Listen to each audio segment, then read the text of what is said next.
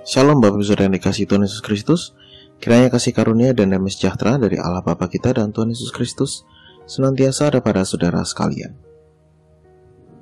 Mari bersama-sama kita satu di dalam doa. Ya Tuhan, pada saat ini kami datang kepadamu dan kami bersyukur atas berkat-berkat Tuhan dalam hidup kami. Saat ini ya Tuhan, kami akan membaca dan mendengarkan firman-Mu.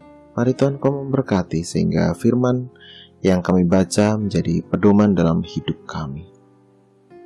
Terima kasih ya Tuhan. Nama Yesus Kristus kami berdoa. Amin. Bapak Ibu Saudara yang dikasihi Tuhan Yesus Kristus, pada saat ini mari bersama-sama kita membuka firman Tuhan, yaitu dari Yesaya 45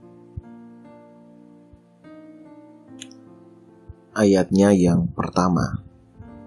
Yesaya 45 ayatnya yang pertama yang demikian. Beginilah firman Tuhan.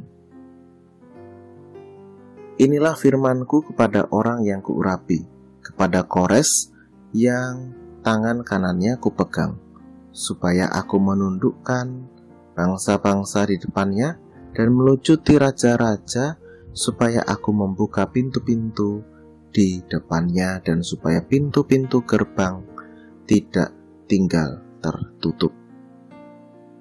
Demikianlah firman Tuhan. Yang berbahagia adalah setiap orang yang mendengarkan firman Tuhan dan yang memeliharanya. Haleluya. Judul perenungan kita pada saat ini adalah Tuhan memakai Kores. Bapak Ibu Saudara yang dikasihi Tuhan Yesus Kristus, Yesaya 45 ayat yang pertama adalah pesan dari Tuhan kepada Yesaya, kepada bangsa Israel melalui Yesaya bahwa Tuhan akan memakai Kores. Siapakah Kores ini? Kores ini adalah raja dari bangsa Persia. Jadi ketika itu bangsa Israel atau bangsa Yehuda pada saat itu sedang dijajah, dikuasai oleh bangsa Babel, dan mereka harus mengalami masa pembuangan. Nah, kemudian di masa-masa pembuangan inilah firman Tuhan hadir memberikan penguatan kepada bangsa pilihan Tuhan ini bahwa Tuhan akan memakai Kores supaya bangsa-bangsa yang ada di depan Kores akan tunduk. Nah, Bapak Ibu Saudara yang dikasihi Tuhan Yesus Kristus, menurut catatan sejarah dunia benar bahwa Babel kemudian dikalahkan oleh bangsa Persia.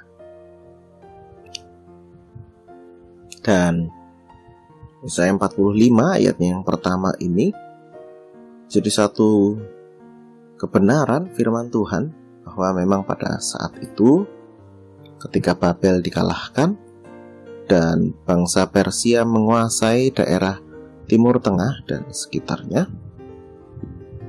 kemudian bangsa-bangsa yang mengalami pembuangan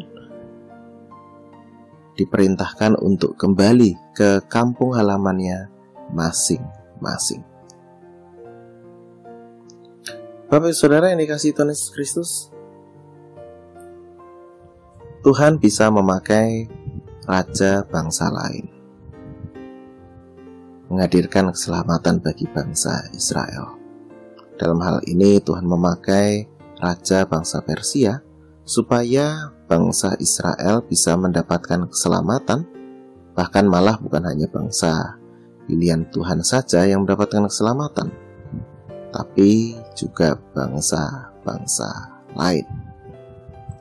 Ini sebuah hal yang sangat penting, bahwa Tuhan bisa memakai raja bangsa lain untuk menghadirkan keselamatan.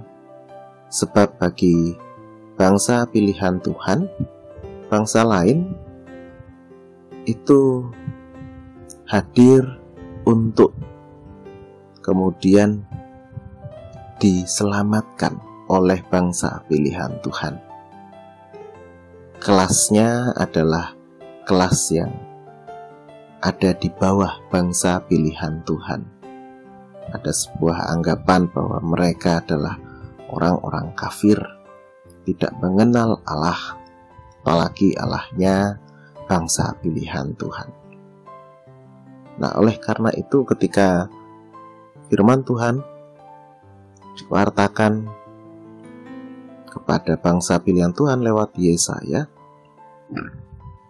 ini adalah sebuah pesan yang sangat penting ingin Tuhan sampaikan kepada bangsa pilihan Tuhan, bahwa Tuhan bisa memakai siapapun untuk melaksanakan kehendak Tuhan. Tuhan bisa memakai Kores, orang dari atau raja dari bangsa lain, supaya kehendak Tuhan nyata.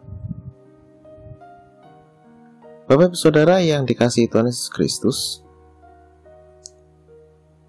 belajar dari peristiwa ini, firman Tuhan ini, kita juga perlu melihat ke dalam kehidupan kita masing-masing, bahwa siapapun bisa dipakai oleh Tuhan, tidak hanya diri kita sendiri. Tuhan bisa memakai orang-orang lain untuk menghadirkan keselamatan bagi kita. Bahkan Tuhan bisa memakai orang-orang yang dipandang remeh, dipandang sebelah mata, untuk bisa menolong kita, untuk bisa menghadirkan keselamatan bagi kita. Sehingga pada saat itu nyata bahwa siapapun bisa Tuhan pakai untuk kehendak Tuhan. Alat dari karya Tuhan tidak hanya diri kita saja, tetapi juga orang-orang lain yang bisa jadi kita pandang sebelah mata. Bapak Ibu Saudara yang dikasihi Tuhan, mari kita lebih menghargai hidup, kita lebih menghargai orang-orang sekitar kita. Kita lebih menghargai orang-orang yang dipandang sebelah mata. Karena bisa saja hari ini kita memandang mereka sebelah mata, tapi besok hari mereka hadir untuk menolong dan memelihara kehidupan kita oleh karena Tuhan. Maka cintailah kehidupan. Tuhan memberkati kita. Amin. Mari kita berdoa. Makasih ya Tuhan atas berkat-Mu. Pada saat ini kami diingatkan kembali tentang peristiwa Tuhan memakai Kores untuk menghadirkan keselamatan bagi bangsa pilihan Tuhan. Mampukan kami ya Tuhan untuk bisa melihat, memandang bahwa Tuhan bisa memakai siapapun, bahkan orang-orang yang kami pandang sebelah mata, untuk menghadirkan pemeliharaan Tuhan, karya-karya Tuhan dalam hidup kami.